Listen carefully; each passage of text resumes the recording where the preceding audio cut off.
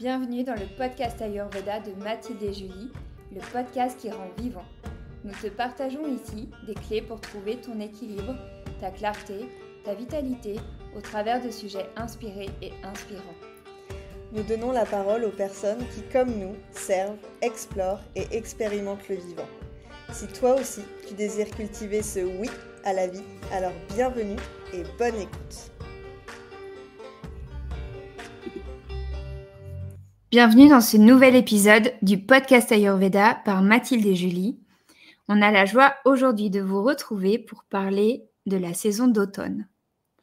On a eu envie avec Mathilde de vous partager ce sujet autour d'une discussion vivante et interactive sur qu'est-ce que l'automne, comment on le vit, qu'est-ce qu'on fait, comment on prend soin de nous, pour vous partager finalement une vision plus concrète et plus mise en pratique de l'automne et comment on l'aborde en Ayurveda. Donc salut Mathilde. Merci Julie pour ton introduction, pour ces belles paroles. Je suis très contente de te retrouver pour qu'on puisse échanger dans ce podcast. Moi aussi. Alors, toi, comment est-ce que tu perçois l'automne ? Alors moi, déjà, début de l'été, j'avais qu'une seule hâte, c'était l'automne, parce que moi j'adore l'automne. J'adore ce moment où on se prépare, où on prépare notre nid pour l'hiver.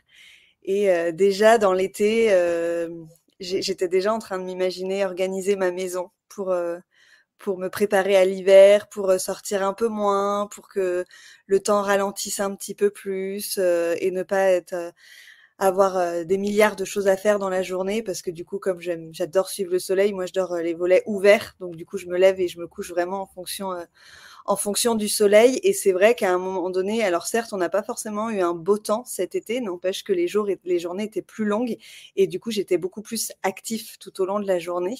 Et c'est vrai que l'approche de l'automne, pour moi, c'est vraiment, je crois, ça fait partie peut-être de mes saisons préférées, dans le sens où on a ce mélange encore de chaleur qui s'installe. On sent un peu quand les feuilles elles tombent, l'odeur. J'adore l'odeur. Je crois que ce que je préfère d'ailleurs dans l'automne, c'est les couleurs et l'odeur qu'on peut ressentir. Et voilà. Et j'adore en fait observer la nature, comment elle nourrit à ce moment-là, comment elle nous nourrit, comment elle est en abondance. Ça, c'est pour toutes ces choses-là que j'adore. C'est pas pour autant, c'est pas parce que c'est ma saison préférée que c'est la plus facile à mettre en place. Et je me suis encore fait la réflexion, et je crois que je me fais la réflexion chaque année, c'est le fameux mois de septembre, fin août, début septembre, où on doit préparer la rentrée. Et où là, on se prend clairement un raz-de-marée. Je crois que je vais pas être la seule à ressentir ça.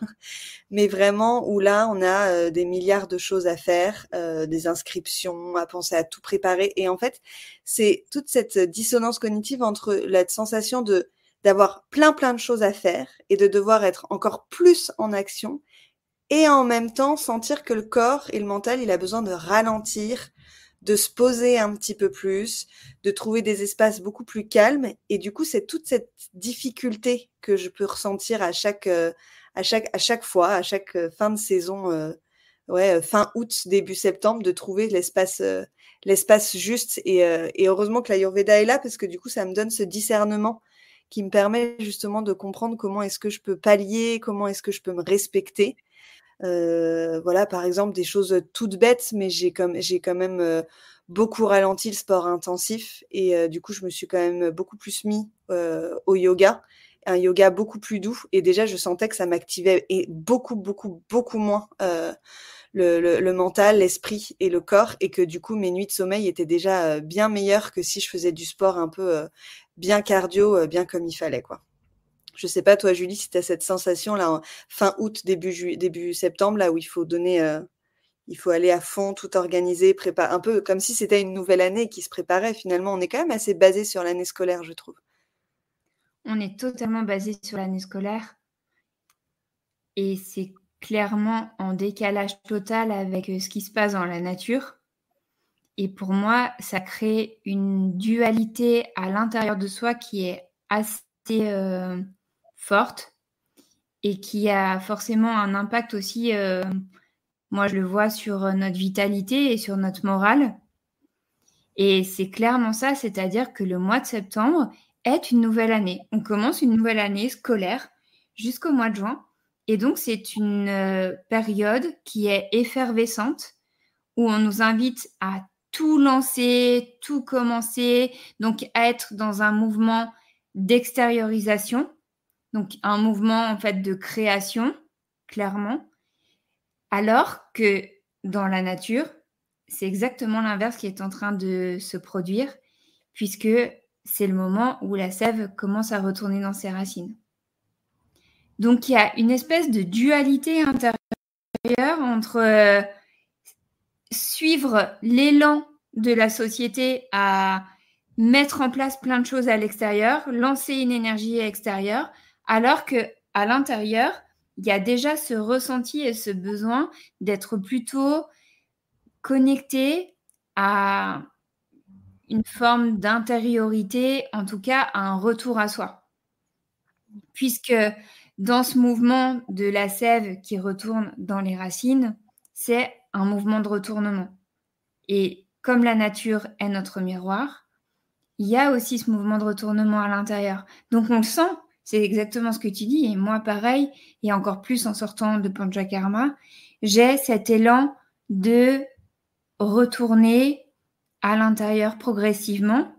Et donc de constater aussi, et la saison d'automne nous invite à ça, un bilan, à regarder en fait tout ce qui s'est passé dans l'année, puisque c'est aussi ce que tu disais, une saison qui est extrêmement abondante, où il y a énormément de fruits et de récoltes qui se font à la saison d'automne. Et on est invité nous-mêmes à récolter nos propres fruits de l'année. Et comment est-ce qu'on peut concilier, et pour moi, presque la difficulté et clairement le conflit intérieur, parce qu'il y a une forme de conflit d'intérêt entre j'utilise ma vitalité à extérioriser, à mettre en place les activités, choisir, planifier l'année avec les enfants, avec la famille ou simplement en solo dans nos activités multiples et variées, à s'engager pour l'année alors qu'en fait, on n'est pas du tout dans une période qui est propice à l'engagement extérieur et que on le voit bien, souvent, on s'inscrit à quelque chose pour l'année, mais en fait, quand arrive l'hiver qui fait nuit à 5 heures, bah, franchement, souvent, tu n'as pas envie de sortir. Tu as envie de rester chez toi après ta journée. Et donc, tu te retrouves dans un conflit d'intérêts entre oui, mais quand même, cette activité, elle va me faire du bien. Et en même temps, oui, mais quand même, j'ai envie de rester là et me reposer. Donc, c'est délicat puisque finalement, cette impulsion qui s'amorce à l'automne va nous mettre en dissonance et en conflit d'intérêts, donc en dualité, sur les saisons, donc toute la saison d'automne et après aussi sur la saison d'hiver, qui sont clairement des saisons introspectives où on est plutôt invité à poser le regard vers l'intérieur et donc à être beaucoup moins dans quelque chose d'extérieur et de dilaté en fait. Donc moi c'est pareil, tu vois, je sens cette envie de ralentir, cette envie de prendre le temps de faire le bilan de toute mon année qui est en plus de ça, je pense aussi bien pour toi que pour moi, on est d'accord toutes les deux que c'est une année assez intense. Et je pense que tu fais aussi ce constat-là dans tes suivis. Comme moi, il y a beaucoup de choses, en fait, pour beaucoup de monde qui ont bougé cette année. Et du coup, c'est le moment de faire un peu le bilan et surtout de récolter les fruits. Et qui dit récolter les fruits, dit aussi les savourer. Exactement. Et bien sûr, qu'est-ce qu'ils faisaient avant quand il y avait les récoltes ? Derrière, ils les célébraient. Et du coup, l'automne est une période de célébration, sauf qu'au travers de cette rentrée qui est complètement contradictoire avec l'énergie en cours, eh bien, en fait, on dilapide notre vitalité. Donc, souvent, en fait, les vacances d'été où on est censé s'être rechargé, en fait, en quelques semaines, c'est déjà complètement dilapidé. Et derrière, en fait, on est déjà fatigué au bout de 15 jours du mois de septembre. Ouais, et on tu vois, oh là là. Ouais. Mais tu vois, Comment ça je... me fait penser aux personnes que j'accompagne. Tu vois, quand tu parles de cette notion de mouvement vers l'extérieur ou de vers l'intérieur, et que là, on est vraiment amené à être dans un mouvement qui nous ramène à soi, à notre intériorité, il y a l'idée aussi, enfin l'idée, en tout cas, moi, ce que je peux observer dans mes consultations, c'est que c'est fou le nombre de burn-out qui arrivent à ce moment-là, et comment les charges mentales augmentent, et comment la fatigue augmente à ces saisons-là, en fait. Et d'ailleurs, pour ceux qui sont thérapeutes, ils verront peut-être que les consultations reprennent énormément. Il y a un calme au mois d'août, et puis pas début septembre, parce que les gens, ils ont même pas le temps de prendre soin d'eux, puis fin septembre, et puis là, octobre, novembre, on a une reprise qui est super intense parce que les gens sont déjà dans un état de fatigue intense. Pourquoi? Parce que comme tu parlais de la sève des arbres qui reviennent, là, qui vont vers les racines, bah, c'est exactement la même chose pour nous, sauf que quand on n'est pas à ce service-là de notre circulation et de notre énergie vitale qui retourne dans ses racines, comme on prend pas soin de nos racines, et ben du coup le mental il s'envole, et c'est pour ça que parfois on explique que Vata s'enflamme et s'envole, mais c'est vraiment ça. Il y a quelque chose de l'ordre de on est déjà dans le rouge, mais parce qu'en fait on n'initie pas le bon mouvement qui permet pas justement de pouvoir se préparer à l'hiver, ce qui fait que quand on entre en plein dans l'hiver, on est déjà dans le rouge, on est déjà dans ses réserves, et on comprend pas pourquoi on n'arrête pas de tomber malade alors qu'on a pris tel ou tel complément alimentaire depuis une semaine et que ça devrait faire du bien, alors qu'en fait la conscience était déjà début automne où il fallait déjà préparer son terrain. En fait, moi je donne souvent cette image en fait que le corps et son intériorité, c'est notre propre maison. Enfin, c'est vraiment là où notre âme a décidé de s'installer. Ben, quel est l'état de notre maison et comment on va l'accueillir dans l'hiver où on va y passer encore plus de temps, en fait. Et du coup, c'est ça, c'est comment on prend soin de cette sève, comment on la cultive et comment on récolte ces fruits-là aussi. Et du coup, il y a aussi une notion de culpabilité dans le repos et de dire, mais moi, je peux pas, j'ai pas le temps. Et en fait, c'est pour moi une notion qui est importante à modifier, en fait. C'est-à-dire que si on est tous dans ces schémas-là, on peut très bien mettre des choses en place, mais beaucoup plus tranquillement, beaucoup plus posément, et on n'est pas obligé de vouloir remplir pour remplir, en fait. Et c'est ça que je trouve très beau dans la qualité, dans toutes les qualités qu'on peut retrouver en Ayurveda, c'est ok, je fais plein d'inscriptions, je mets plein de choses en place, mais pourquoi est-ce que je les fais? Est-ce que c'est pour remplir un vide? Est-ce que c'est pour me faire du bien? Et le pourquoi, tout simplement, de ce que je mets en place, pour ramener du discernement et aussi prendre soin de soi. Parce qu'on voit bien que quand le mental est surchargé et qu'il explose clairement en septembre et en octobre, avec le vent qui arrive, avec l'humidité, enfin voilà, avec tous ces changements qui arrivent, ça peut réellement être l'explosion. Et moi, là, je le vois vraiment en consultation, c'est vraiment, ces derniers temps, je trouve que c'est assez impressionnant. Oui, je te confirme, moi aussi, dans les suivis et les consultes, je vois énormément de gens qui tombent malades, qui sont beaucoup plus fragiles.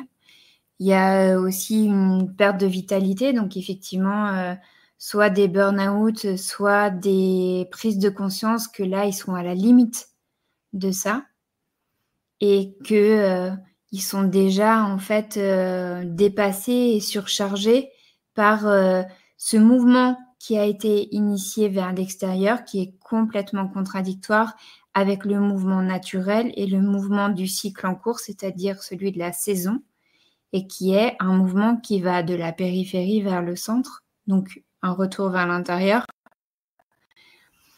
Et donc c'est très délicat puisqu'il y a le fait de se rendre compte de cette perte de vitalité, de cette dualité intérieure, ça crée aussi beaucoup d'agitation d'esprit, d'agitation du mental, d'agitation émotionnelle. Et donc, on est beaucoup plus vite aussi dans une forme de jugement et de critique, ce qui est aussi un des aspects de l'automne, puisque dans cette notion de retournement, il y a aussi ce retournement de notre manière de nous percevoir par rapport à tout ce qu'on a vécu sur l'année. C'est-à-dire, comment est-ce que j'ai agi, comment est-ce que j'ai fonctionné, comment je me suis comportée dans telle et telle situation, qu'est-ce qui s'est passé. Et au moment de l'automne, c'est le moment où on va regarder, en fait, qu'est-ce qui s'est passé pour nous dans chacune de ces expériences. Et si on a tendance à avoir une critique intérieure qui est assez puissante, avec un juge intérieur assez exigeant, alors là, on peut être sûr qu'on va être dans une critique de soi-même qui peut être destructrice et où on va vraiment se dévaloriser, vraiment se rabaisser, on va se mettre encore plus la pression et donc on va faire diminuer l'immunité, la vitalité et ce qui contribue exactement au burn-out, à tomber malade. Et en plus, comme c'est une période où aussi on a tendance à... où la chaleur, la chaleur de l'été s'est accumulée. Et donc, c'est une période, l'automne, où le corps essaie justement d'évacuer naturellement l'excès de chaleur. Mais pour peu qu'on brasse des pensées, des émotions qui sont en lien avec de la chaleur et qui vont aussi accentuer la fermentation, et bien là, c'est combo gagnant, perte de vitalité, tomber malade, burn-out, dépassé, épuisé, et derrière, on ne sait pas comment s'en sortir. Et je trouve que c'est très important ce que tu as nommé aussi sur le repos. On est dans une société où le repos, c'est presque un gros mot, en fait. Oui, oui, c'est être flemmard. Oui. Alors que le repos, c'est clairement la base euh, pour, euh, pour se ressourcer, simplement. Et d'apprendre à se reposer. Et il y a plein de manières de se reposer. Se reposer, ça ne veut pas forcément dire rien faire. Il y a plein de manières de se reposer. Et c'est une vraie question que de se demander qu'est-ce que le repos pour moi? Dans quelle mesure et dans quelle situation est-ce que je me repose? Et qu'est-ce qui Yes. me repose vraiment? Voilà, c'est ce que j'allais dire. Et qu'est-ce qui me repose vraiment? Moi, j'aime bien poser la question aussi de qu'est-ce qui me repose et qu'est-ce qui me recharge? Tu vois, qu'est-ce qui me décharge finalement de cette charge mentale, de tous ces mouvements qui sont constants et intenses? Qu'est-ce qui me décharge et qu'est-ce qui me recharge? Parce que c'est pas forcément la même chose et beaucoup de personnes ont la vision que il faut méditer, ou il y a des gens, j'entends beaucoup dire, oui, mais attendez, moi, avec tout ce que j'ai à faire, je vais pas pouvoir me gratter la langue. Enfin, voilà, la dinacharya classique que les gens peuvent trouver dans Psychologie Magazine, qui aurait été lu sur la plage cet été, mais dans le sens de se dire, ah oui, mais moi, j'ai pas le temps, parce qu'en fait, ils ont la sensation que ça leur rajoute une charge mentale. Et c'est pour ça que je trouve ça très intéressant de partir de leur postulat, eux, avant de vouloir réajouter quelque chose, reprendre des plantes ou quoi que ce soit. Déjà, on a des outils qui sont super puissants en nous avant de vouloir toujours, parce qu'encore une fois, vouloir prendre des plantes, vouloir faire autre chose, c'est aller chercher le mouvement à l'extérieur, alors que là, on est dans un mouvement d'intériorité. Et c'est du coup déjà de trouver de comprendre ce qui vous décharge et ce qui vous recharge. Et ben, je trouve que c'est une sacrée question. Je sais pas, toi, Julie, si du coup, en fonction des saisons, ça change. Est-ce que tu as des pratiques qui sont différentes en fonction de si tu as besoin de te décharger ou te recharger? Moi, je sais que j'ai la chance de vivre près de l'océan. Donc, je sais que me décharger et me recharger, c'est tout simplement aller me baigner dans l'océan. Pour moi, Bien ça sûr. s'appelle clairement les deux. Et par exemple, comme j'expliquais tout à l'heure que je suis passée d'un sport plutôt cardio à un sport plutôt dans le style de yin yoga, c'est parce que le yin yoga, il vient lui me recharger pleinement. Il y a vraiment une forme je sens que c'est dans la fluidité, mais dans beaucoup de douceur, qui m'amène vraiment une capacité à être à l'intérieur de moi, parce que c'est pas forcément hyper agréable quand on est à fond que de s'asseoir et de vouloir partir dans une méditation. Je trouve qu'il y a rien de pire pour quelqu'un qui est vraiment dans cette dynamique de mouvement constant qu'on peut appeler de rajas. C'est l'horreur, et je trouve que passer par le mouvement corporel, donc ça peut être la danse, enfin ça peut être plein de choses différentes. Ça met en mouvement tranquillement le corps, et en fait moi j'aime bien jouer avec dans le yoga ou même dans mes mouvements de danse d'aller assez vite dans mes mouvements au début et de m'accompagner à ralentir le mouvement. Plus je ralentis le mouvement, plus je sens que mon souffle se ralentit, et plus mon souffle se ralentit, plus mon mental va ralentir.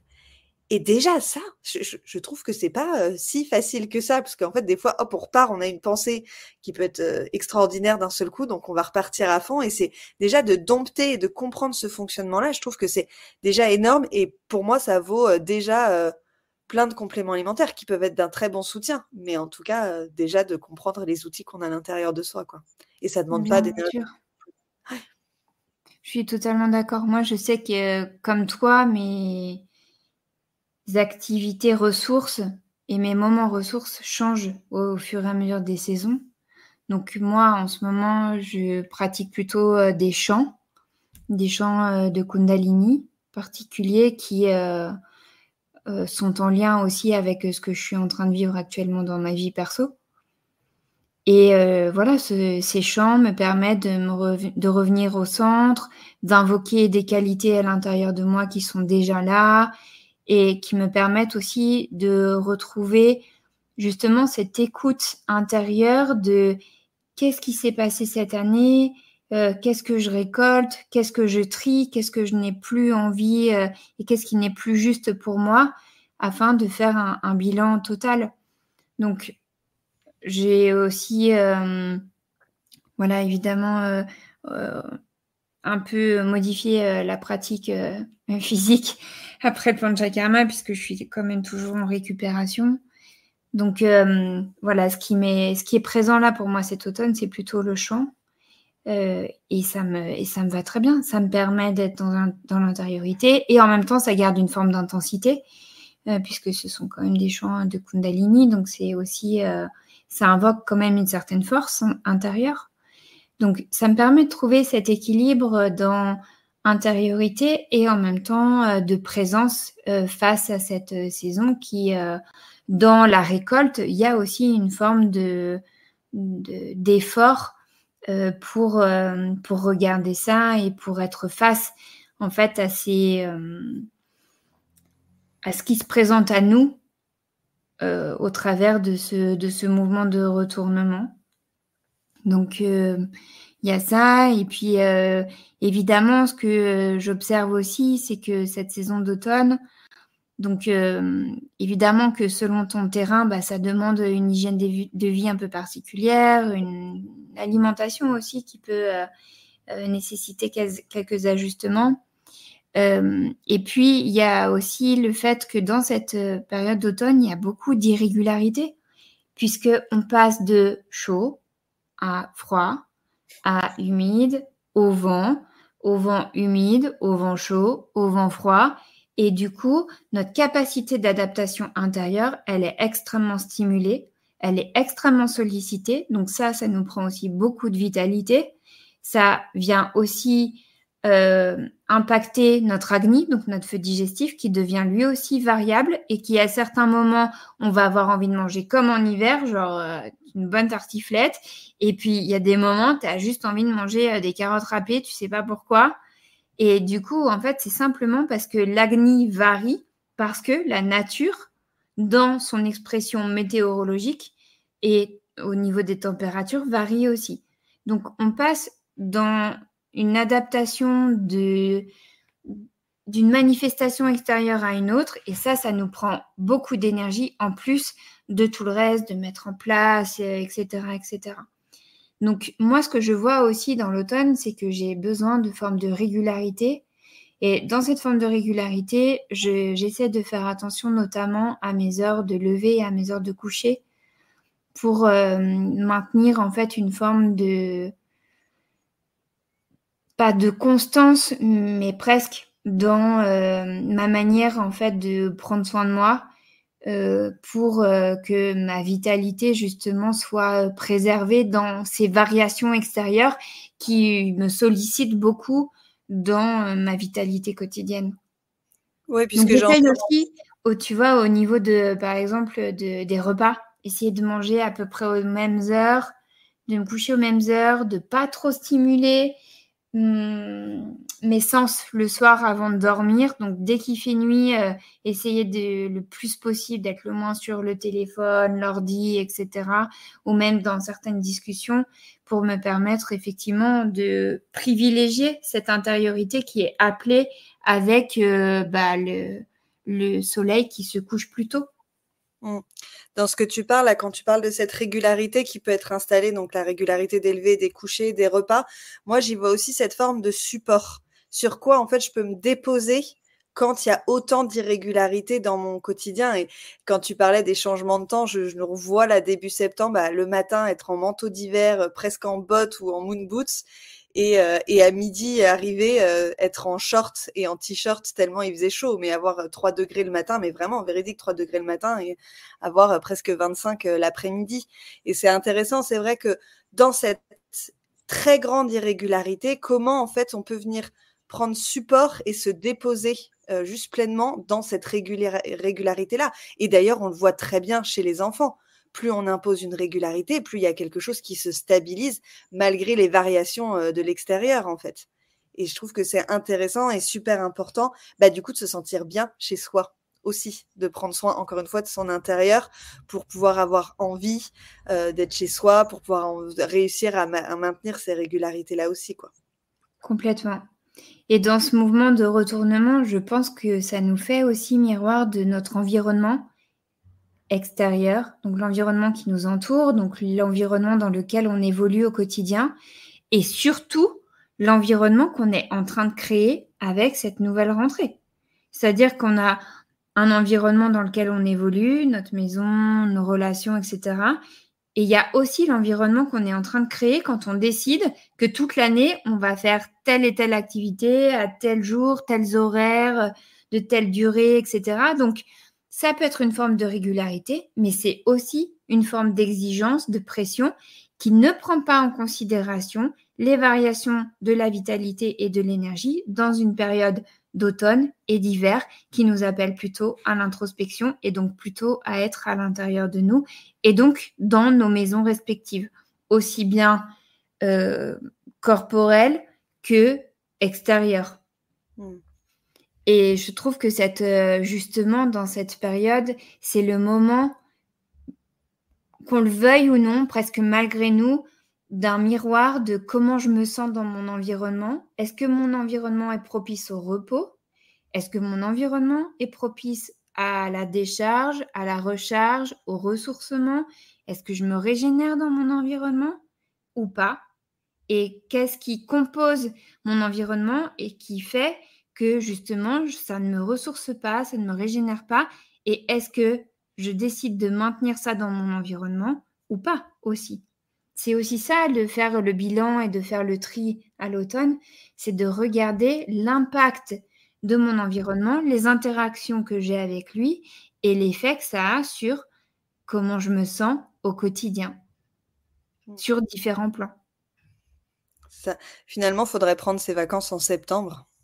Oui, c'est clair. Au moment de la rentrée, c'est ça. Court-circuite le mouvement initial extérieur et je décide de faire ma propre rentrée intérieure. Exactement. Ensuite, à partir de là, je peux me mettre justement sur la suite de l'année, en fait. Ouais. Et tu vois, dans tout ce que tu étais en train d'expliquer, là, j'avais en tête cette idée de, tu vois, du coup, dans cette irrégularité, comment la dispersion arrive, en fait. Et du coup, comment cette dispersion engendre fatigue et trouble. Comme des troubles comme tu parlais d'acné, des troubles de la digestion, des troubles des éliminations aussi qui se modifient énormément, où d'un seul coup on va beaucoup aller à la selle, puis d'un seul coup il y a une forme de constipation. Enfin voilà, cette alternance et j'ai envie de faire un partage parce que j'ai énormément moi bougé fin août puis tout le mois de septembre. J'ai fait beaucoup d'allers-retours sur Paris et j'étais assez dispersée parce que j'étais sur plusieurs plans différents. Et en fait, j'ai eu la chance de recevoir un soin corporel par toi et Luc, un soin à 4 mains assez intense. Et en fait, lors du soin, c'est vraiment là où je me suis rendu compte que j'étais dispersée. Pourquoi? Parce qu'en fait, je sentais, plus on me massait, plus j'avais l'impression qu'on allait chercher les fragments de moi qui étaient un peu dispersés, un peu tout autour de moi, pour les ramener au centre. Et je peux vous assurer que ma digestion n'est plus du tout la même depuis ce massage parce que j'ai l'impression que tous les mouvements sont venus se remettre au centre de mon hara, là, au niveau du nombril, du ventre, pour que du coup, cette chaleur, elle puisse être à mon service et pas à mon desservice. Et vraiment, quand je suis sortie de ce soin, je me suis dit, ah, là, comme si, ça y est, je me sentais prête à affronter l'hiver, comme s'il y avait quelque chose où j'avais été rassemblée, parce qu'il y avait une partie de moi qui avait été en train de préparer la rentrée de mon fils, une autre partie parce que j'étais en train de lancer une formation, enfin voilà, avec tous les projets qu'il peut y avoir. Et du coup, là, il y avait vraiment c'est là où je me dis, mais la puissance même d'un massage où des gens vous disent, mais qu'est-ce que je vais faire? La preuve en est, c'est que regardez, moi j'ai pris le temps pendant 1 heure et demie de me faire un soin. C'est juste dingue à quel point de pouvoir être capable de sentir comment cette énergie, elle revient et du coup comment je pouvais me sentir ancrée dans mon corps et comment la sève, elle était revenue vraiment dans mes propres racines. Et quand je suis sortie, au début, je me suis dit, oh là là, je vais sortir de soins, je vais être épuisée, je vais être fatiguée. Et en fait, j'avais presque plus d'énergie parce que je me sentais là, présente, et j'étais pas dispersée. Donc mon attention, elle était très claire, très nette. Mon discernement, il était beaucoup plus agréable. Et du coup, après, j'avais envie de méditer, j'avais envie de faire des choses que ces derniers temps, j'avais moins envie de faire, en fait, parce que dispersée, ou que si je m'asseyais et que je partais à méditer, j'étais en train de penser aux milliards de choses qui m'attendaient et ma to-do list qui n'en finit jamais. Et là, en fait, j'avais l'impression d'être beaucoup plus efficace et d'avoir une clarté d'esprit beaucoup plus forte. Et du coup, voilà, comme quoi, des fois, il suffit aussi de pas grand-chose. Je me permets de faire ce partage parce que j'entends beaucoup de gens dire oui, ouais, mais moi j'ai pas le temps, c'est bien beau, mais la réalité, elle est telle quelle. Par exemple, vous dites qu'il faut partir en vacances au mois de septembre, mais vous êtes bien mignonne. Moi, j'ai des enfants, on peut pas partir là. Mais c'est juste pour vous dire que des fois, quand on a la conscience, qu'on a cette qualité d'observation, tout simplement de soi et de l'environnement extérieur, et que parfois il suffit de un soin. Pas tout le temps, évidemment, ça dépend de beaucoup de choses, mais parfois il suffit des fois de des choses très simples pour se ramener à soi et se redonner l'élan. Parce que des fois, quand on passe un seuil de fatigue assez intense avec cette irrégularité qu'on peut sentir, on s'engouffre dans cette dynamique-là et on a l'impression qu'on va jamais pouvoir redescendre. Et je trouve que c'est important de replacer aussi ça dans son contexte et de dire aussi que parfois, quand on n'a pas l'énergie pour, c'est là aussi où c'est super important de demander de l'aide à l'extérieur pour pouvoir justement ramener, être accompagné, à être centré en fait, que son énergie, si on n'en a pas assez, qu'on puisse demander de l'aide et qu'il y ait quelqu'un qui soit support de cette dispersion pour se ramener au centre. Totalement. Et de toute manière, ce retournement de l'automne, quelque part, il peut très vite nous amener à ça. C'est soit je suis dans le déni de certaines choses qui se sont accumulées et je me dis ouais, c'est bon, j'ai pas le temps, je m'en occuperai plus tard. Soit sinon, en fait, on va être dépassé par tout ce qui s'accumule à l'automne. Et là, ça va être évident qu'on a besoin d'un support, d'une aide et de quelqu'un d'extérieur, en fait, pour nous aider à retrouver ce que tu dis, une forme de rassemblement, une forme de clarté, une forme de priorisation et de pouvoir ensuite remettre les choses les unes après les autres et pas vouloir tout gérer en même temps parce que effectivement entre la rentrée, les enfants, la famille, le travail, les nouveaux dossiers, les anciens dossiers, enfin tout reprendre tout ça, ça fait beaucoup de dispersion et c'est clair que dans cette notion-là, la question elle est qu'est-ce qui me rassemble aussi? Donc évidemment, comme tu le dis, il y a le massage qui est un très bon support pour vivre ce rassemblement. Il peut y avoir de l'automassage, la régularité des horaires dont on vous a parlé. Il peut y avoir justement qu'est-ce qui me ressource. Il y a plein de manières en fait de trouver qu'est-ce qui me rassemble pour justement pallier, apaiser et pacifier cette dispersion qui se vit de toute manière naturellement à l'automne, puisqu'il y a ce conflit d'intérêts, cette dualité et cette forme de dissonance cognitive dont tu parlais tout à l'heure aussi. Et j'aimerais aussi qu'on revienne sur cette notion de chaleur, parce que c'est très important aussi ça à l'automne, d'aider le corps en fait à évacuer la chaleur qui a pu s'accumuler, surtout si on a des terrains à tendance acide et avec de la fermentation et donc inflammatoire. C'est très important d'aider le corps à évacuer cet excès-là. Donc, il y a plein de manières de le faire. C'est pour ça qu'on parle de la détox d'automne d'ailleurs aussi. Hein. Quand on parle des détox dans tous les magazines, etc., sur le printemps et l'automne, ça a une vraie raison. Et celle de l'automne, c'est évidemment de pouvoir évacuer cette chaleur. Donc, attention aussi à vos pensées, parce que si vous maintenez des formes de pensée qui ont tendance à fermenter et à créer de la chaleur et que vous avez déjà un terrain intestinal qui est sujet à l'inflammation et à la fermentation, vous pouvez être sûr que votre corps en fait va somatiser et donc des symptômes vont apparaître de manière beaucoup plus intense et de manière beaucoup plus marquée pour que justement vous puissiez vous occuper de ça. Donc après, on va évidemment vous inviter à vous rapprocher de professionnels pour trouver des formes de détox qui seront justes pour vous. Mais il y a des choses toutes simples. Ça peut déjà être alléger le repas du soir, ça peut être faire une petite monodiète de raisin sur un jour, ça peut être simplement aller transpirer un bon coup, se faire un petit sauna, un petit hammam, ça peut être faire une petite séance de sport. Enfin voilà, à vous de trouver aussi votre manière à vous d'évacuer la chaleur.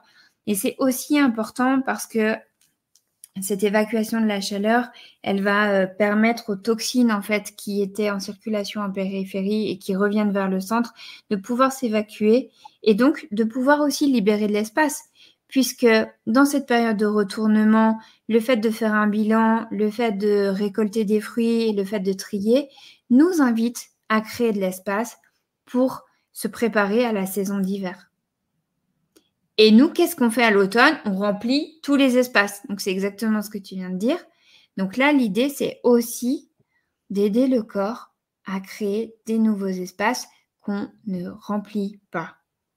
Oui, on prend soin de cette notion de l'espace. Si on est dans cette vision aussi, c'est dans l'espace que tous les éléments peuvent se permettre de vivre pleinement. Et moi, je donne souvent cet exemple aussi en lien avec la lymphe, où la lymphe, c'est là où toutes nos cellules baignent. Si la qualité de notre lymphe n'est pas bonne, et ben en fait, nos cellules peuvent pas faire les bons échanges et être en bonne santé. Et du coup, ça fait un ricochet sur les organes, etc., etc. Si l'espace dans lequel on habite, que ce soit notre corps ou notre environnement, n'est pas clean, n'est pas pur, et ben forcément que ça engendre des déséquilibres. Et d'ailleurs, on le voit bien quand on appelle les nettoyages là de printemps ou d'automne et qu'on fait le tri, à quel point on peut se sentir beaucoup mieux. Il y a des gens qui vont dire qu'ils se sentent beaucoup plus légers, où il y a une clarté d'esprit qui arrive, il y a un discernement qui est beaucoup plus juste, et où du coup, d'un seul coup, on a envie de prendre plus soin de soi, plus soin de sa maison, parce qu'en fait, c'est super agréable, c'est cocooning. Donc là, on a l'énergie, parce qu'en fait, on a recréé de l'espace pour pouvoir se redonner de l'énergie et pour que notre énergie vitale puisse vivre et circuler librement. Quand c'est trop congestionné, cette énergie vitale, elle circule pas librement et du coup, ça engendre quoi? Ça engendre les congestions. Et que les congestions, c'est quoi? Ça engendre de la masse, ça engendre les toxines physiques, ça engendre les toxines émotionnelles, qui fait que, arrivé au moment de l'hiver, bonjour toutes les pathologies qui sont en lien avec justement ces fortes congestions. Totalement. C'est totalement ça. Donc, on vous invite cet automne. Enfin, alors là, on arrive évidemment sur déjà la fin de l'automne, puisque à partir de mi-novembre, on va déjà rentrer dans l'hiver. Néanmoins, il est encore temps pour vous de prendre soin de vous, d'aider le corps à évacuer la chaleur, d'utiliser cette énergie de retournement pour faire un bilan, pour trier, pour récolter les fruits de votre année, pour trouver une forme de régularité, de pouvoir trouver quelque chose qui vous rassemble, qu'est-ce qui du coup vous permet de vous ressourcer, de vous régénérer, de faire un peu un état des lieux de votre environnement et puis de prendre soin aussi de votre digestion et de votre agni qui lui est aussi en train de varier pour le préparer à l'hiver. Tout à fait. Il n'y a plus qu'à. Il n'y a plus qu'à. Et pour nous aussi. Bon, merci beaucoup. C'était chouette cet échange. C'était super. C'est très beau de pouvoir vous partager aussi de manière concrète et appliquée qu'est-ce que chaque saison en fait nous dit, quels effets elle a sur nous à différents plans, donc digestif, vitalité, immunité, psychique, émotionnel, etc. Et même en termes d'évolution personnelle, puisque quand on parle de bilan, on parle aussi d'évolution personnelle. Évidemment. Et donc, on est très heureuse de pouvoir vous partager ça de manière interactive et vivante aussi au travers de ce que l'on vit toutes les deux. Exactement, oui.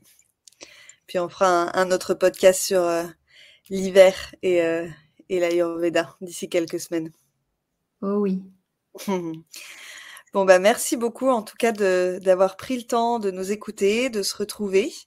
On se retrouve, quoi qu'il arrive, pour le prochain épisode. Et en attendant, pour ceux qui le souhaitent et qui souhaiteraient approfondir un petit peu l'Ayurveda et échanger avec le Vaidya Narendra Das mardi prochain. Donc pour ceux qui écoutent le podcast avant, c'est le mardi 22 octobre de 20h à 22h. Vous avez la possibilité de vous inscrire pour un satsang, c'est-à-dire un moyen d'échanger et de discuter avec ce médecin ayurvédique pendant 2 heures à nos côtés. Et il s'agit vraiment d'un échange vivant. Donc si ça vous intéresse, n'hésitez pas à nous envoyer un mail. En général, le satsang a lieu 1 fois par mois. Voilà. À très bientôt. À bientôt. Tu as aimé cet épisode ? Dis-nous en commentaire ce qui t'a plu. Puis, clique sur le 5 étoiles de ta plateforme d'écoute préférée, abonne-toi et fais-le voyager. Tu es curieux ? Découvre les packs Sommet Ayurveda qui contiennent des dizaines de contenus vidéo, audio et PDF. Disponible sur notre site internet podcast-ayurveda.com. On se retrouve dans 15 jours pour un nouvel épisode.